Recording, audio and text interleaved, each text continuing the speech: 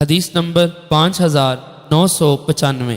حضرت انس بن مالک رضی اللہ عنہ بیان کرتے ہیں کہ رسول اکرم صلی اللہ علیہ وسلم کو اپنے صحابہ کرام سے کوئی ناگوار خبر پہنچی تو آپ نے خطبہ دیا اور فرمایا، مجھ پر جنت اور دوزخ کو پیش کیا گیا، بس میں نے آج کی طرح خیر اور شر نہیں دیکھی، اور جو کچھ مجھے معلوم ہے اگر تمہیں اس کا علم ہوتا تو تم کم ہنستے اور زیادہ روتے۔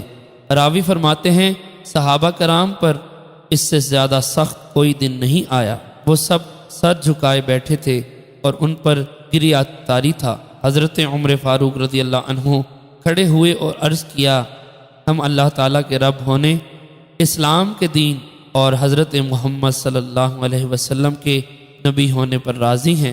پھر وہ شخص کھڑا ہوا اور کہنے لگا، میرا باپ کون ہے؟